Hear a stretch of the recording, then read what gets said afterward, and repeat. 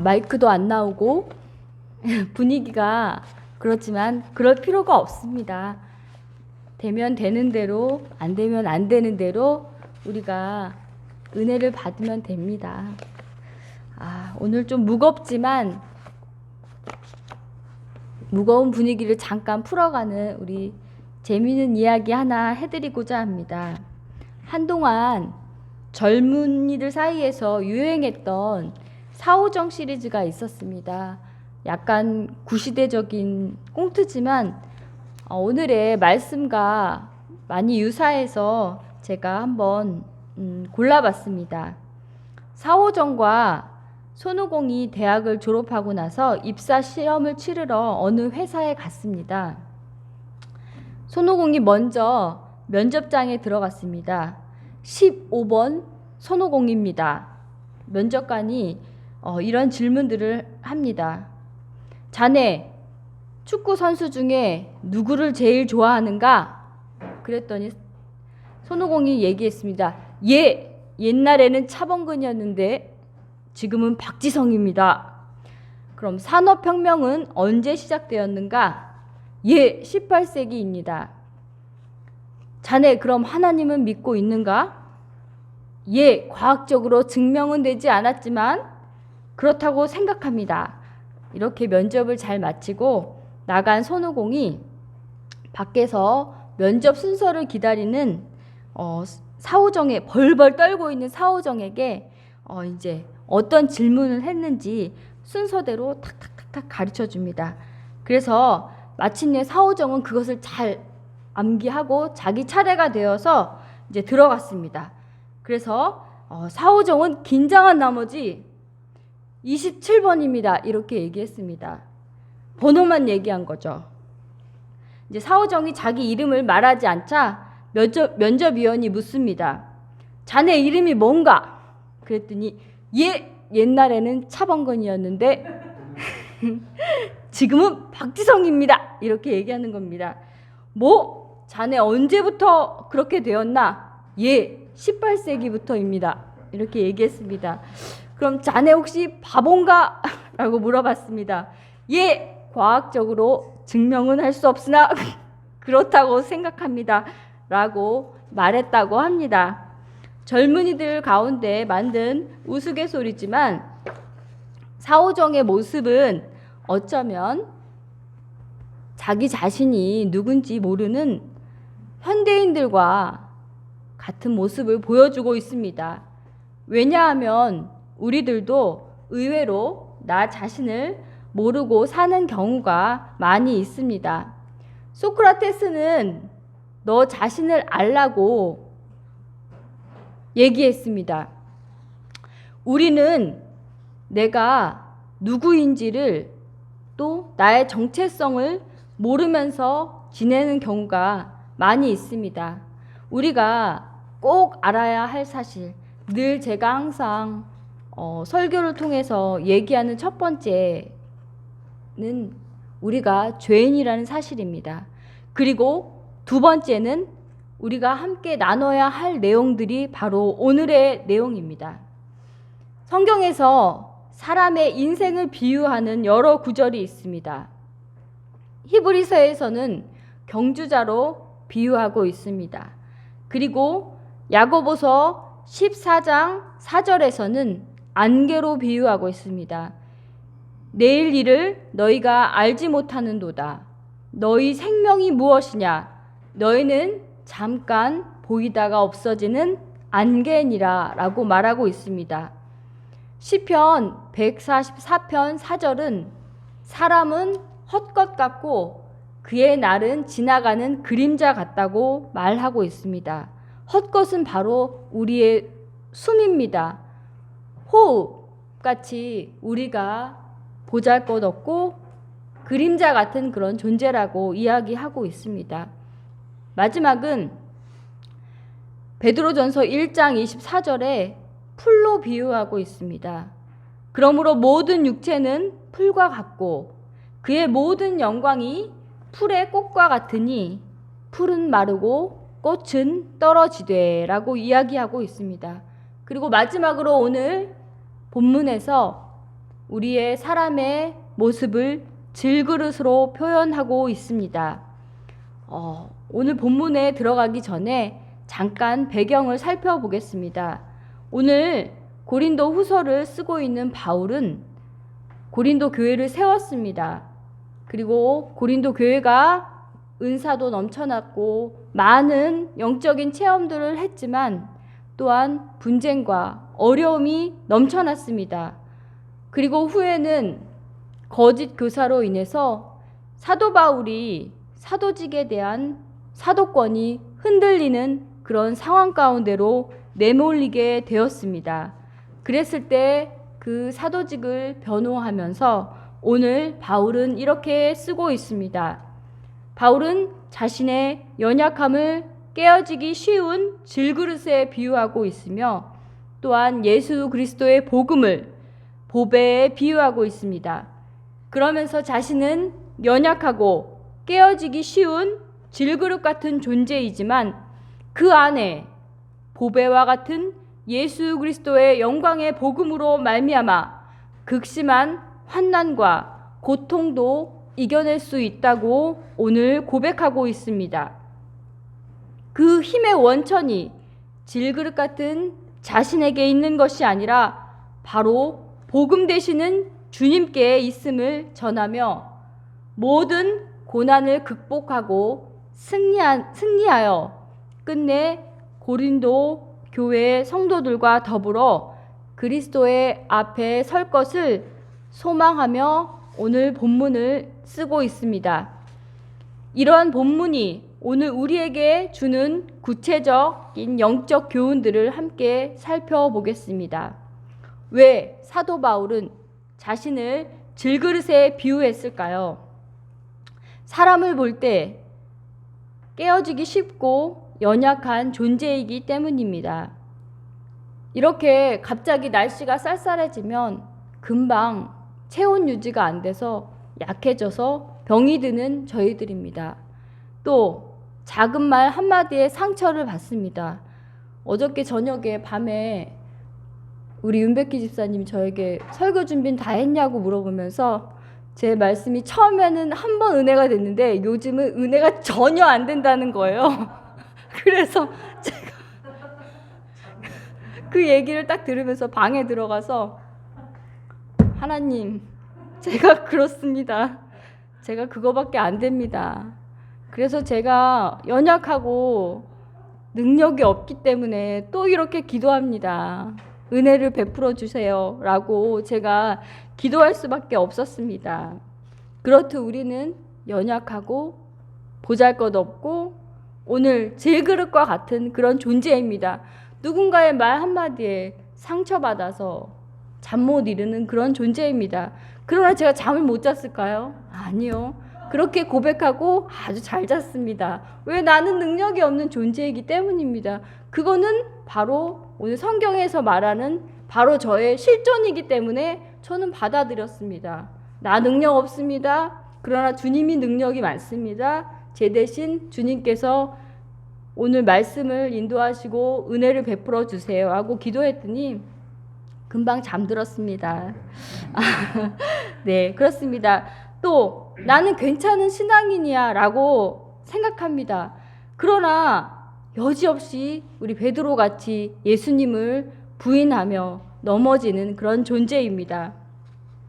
바울은 고린도 잡화점에서 구할 수 있는 등잔이나 도자기 같은 존재라고 자신을 별 가치 없으며 보잘것없는 존재로 표현했습니다. 그것이 아까 제가 말씀드린 바로 연약하고 제한된 인간이라는 의미를 부여하는 것입니다. 질그릇은 흙이 재료입니다.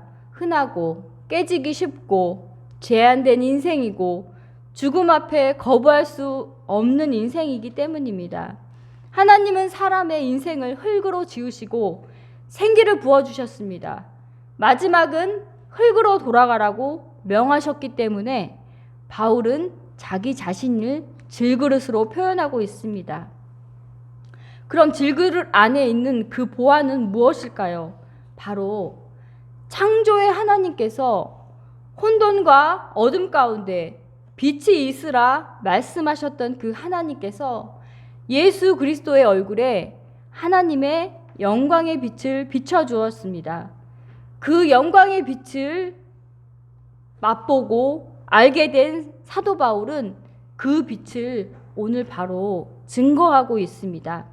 하나님의 영광의 빛을 아는 그 빛을 그리스도를 통하여 영광의 복음을 발견하게 된 것입니다. 영광의 복음을 맡은 사도의 직분을 보배로 묘사하면서 우리가 생각해 볼 때 바로 그 사도직의 주체, 바로 근원은 사실 복음이며 부활하신 주님의 능력인 것입니다. 질그릇 같은 연약한 존재 안에 보화와 같은 영광의 복음을 주신 것은 전적인 구원의 능력이 하나님의 것임을 바울은 증거하고 싶었던 것입니다. 바울 자신의 것도 아니요, 바울을 적대시하는 그들의 것도 아닌 오직 하나님으로부터 오는 전적인 구원의 능력이라는 것을 바울은 사람들에게 알려주고 싶었습니다. 그렇다면 바울의 삶에서 많은 부분에서 능력이 나타나는 것을 우리는 볼 수 있습니다. 사도행전 19장 11절 이후에 보면 그의 손수건과 앞치마를 만져도 병이 낫게 되었습니다. 또 그가 기도할 때 유두고라는 청년이 2층에서 떨어져 죽게 되었을 때 그를 위해서 기도할 때 그가 살아나는 놀라운 역사가 있었습니다. 그것뿐만이겠습니까? 수많은 교회를 세우며 하나님을 증거하는 증거자의 삶을 살았습니다. 증거자의 삶이 시작되는 순간부터 극심한 고난과 핍박을 받으면서 복음을 전하게 되었습니다. 옥에 여러 번 갇혔습니다. 39대의 태장을 5번이나 맞았습니다. 돌에 맞고 배가 파손되는 여러 가지의 극심한 어려움 속에서도 그는 오늘 이야기하고 있습니다. 8절, 9절은 그가 겪은 어려움에 대해서 열거하고 있습니다. 8절 상반절을 보면 바울은 우리가 사방으로 우겨쌈을 당하여도 쌓이지 아니하며 라고 하였습니다. 우겨쌈을 당하다라는 말은 원문으로 볼 때 즙을 짜기 위해서 포도를 짓누르다라는 뜻입니다. 즉 환난과 고통이 사방에서 성도들을 압박하는 상태가 바로 우겨쌈을 당하는 상태인 것입니다. 그런데도 불구하고 바울은 이렇게 우겨쌈을 당해도 쌓이지 않는다고 했습니다. 그 이후에 보면 또 답답한 일을 당하여도 낙심하지 않는다는 말입니다. 그 말의 의미는 군대에서 사용하는 전투적인 표현을 은유적으로 사용한 것입니다. 이것은 대적이 포위하여 한 곳에 몰아넣는다는 것을 말합니다. 이런 극심한 고난과 환난이 그를 낙심하게 하지 못하였습니다. 그것은 왜일까요? 바로 부활의 주체이신 성령의 능력이 질그릇 같은 바울 안에서 일하셨기 때문입니다. 우리가 평소 믿는 사람이나 믿지 않는 사람이나 잘 구분되지 않습니다. 그러나 고난을 당할 때 보면 알 수 있습니다. 고난은 하나님의 영광을 담는 그릇이라는 말처럼 바울이 고난으로부터 깨어지면 깨어질수록 영광의 그 생명의 빛은 바울을 뚫고 계속 강하게 비춰집니다. 이 생명을 보는 자는 하나님께로 돌아오게 되었습니다. 안 믿는 자들이 하나님을 보여달라고 종종 말합니다. 성도들의 고난의 현장에서 발견한 영광의 빛을 보고 하나님의 존재를 경험합니다.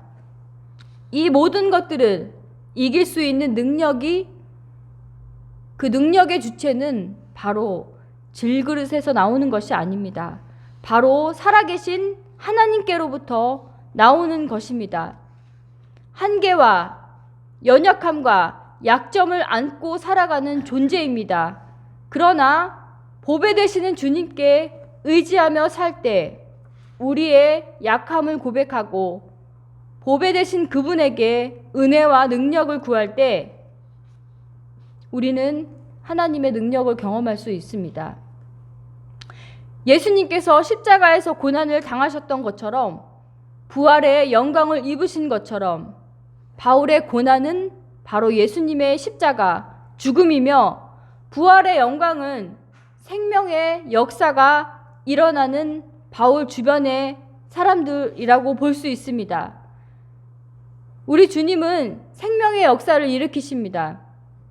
좌절과 소망이 없던 자들에게 주님을 만나면 희망을 얻게 되고 삶을 다시금 일어날 수 있게 되는 것입니다. 그랬기 때문에 바울은 나중에 이렇게 고백하고 있습니다. 갈라디아서 2장 20절에 내가 그리스도와 십자가에 못 박혔나니 이제는 자신이 산 것이 아니라 바로 내 안에서 그리스도가 사는 것이라는 고백을 주님께 올려드리는 것입니다. 사도 바울 자신은 죽었습니다. 그러나 예수님은 다시 사셨습니다. 예수님이 사도 바울을 통하여 역사하신 것입니다. 반드시 우리의 성도의 삶도 마찬가지입니다. 우리의 삶도 고난과 고통을 통해서 죽게 됩니다. 그리고 우리 안에서 부활하신 주님께서 영광의 빛으로 나타내시고 우리의 삶을 인도하시며 우리의 보잘것없는 삶 가운데 크신 능력으로 우리의 삶을 인도해 주십니다. 그럴 때 우리는 우리의 약함을 자랑하며 그 능력은 바로 우리 주님께 왔다고 우리도 고백하고 증거하는 삶을 살 수 있습니다. 바울이 낙심하고 절망하지 않았던 또 다른 이유가 있습니다. 그것은 그가 겪은 고난이 일시적이고 가벼운 고난이 아니었습니다.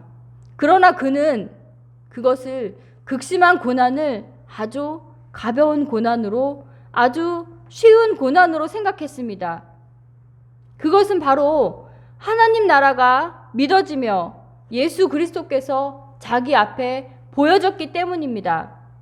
그가 겪는 것들이 미래의 영광에 비해서 아무것도 아닌 것으로 그는 정말 믿어졌기 때문입니다. 질그릇 같은 바울 안에 생생하게 계시는 보배 되신 주님을 바라보게 되었기 때문입니다. 우리가 삶을 살아가면서 우리는 이런 경우가 있습니다. 자꾸 질그릇 같은 내 모습을 자꾸 묵상합니다. 저도 얼마 전에 그랬습니다. 여기도 아프고 저기도 아프고 여기도 아프고 그래서 여기가 아프면 이 영양제를 먹으면 또 여기가 아픈 거예요. 그래서 이게 계속 육체를 보다 보니까 영양제만 늘어나고 도대체 어떤 뾰족한 수가 일어나지 않는 거예요. 그래서 오늘 본문을 보면서 그렇구나. 더 이상 연약하고 질그릇 같은 나 자신을 묵상하기보다는 병든 나만 묵상하는 것이 아니라 내 안에 보배 되신 주님을 묵상해야 되겠다라는 생각이 제 마음속에 되게 크게 다가왔습니다. 여러분, 우리 인생이 누군가에 의해서 지배당하냐에 따라서 우리의 인생은 달라질 수 있습니다. 사울을 보십시오. 악령에 의해서 그는 인간의 상식적인 행동에 벗어나는 행동을 하면서 다윗을 죽이려고 온갖 안간힘을 씁니다. 자신을 향한 그 여인들의 작은 한마디, 사울은 천천히요, 다윗은 만만이다 라는 그 한마디에 시기심에 의해서 다윗을 죽이려고 그의 모든 것들을 다 쏟아붓습니다. 그러나 다윗의 인생을 한번 보겠습니다. 그의 인생은 허물도 많고 부족함도 있었지만 하나님은 그를 마음의 합한 자로 그의 집안을 축복하시고 누가 그 인생을 인도하냐에 따라서 결과는 너무나도 크게 달라지고 차이나는 것을 우리는 볼 수 있습니다. 겉모습은 한없이 보잘것없는 바울이었습니다. 또한 부활의 능력을 소유한 바울처럼 우리도 그렇게 인생을 살아갈 수 있습니다. 우리의 인생이 보잘것없어 보일지라도 보배를 담는 그릇이기 때문에 더할 나위 없이 소중하고 위대한 것입니다. 약하다, 보잘것없다, 괜찮습니다. 그렇기 때문에 우리 안에 계신 주님을 의지할 수밖에 없습니다. 지극히 연약한 자가 강한 주님을 의지할 때 우리의 삶에서 주님의 능력이 나타나고 주님이 생생히 살아 역사하시는 모습을 볼 수 있습니다. 그래서 사도 바울은 자신의 약함을 자랑한다고 했나 봅니다. 오늘 말씀을 정리하겠습니다.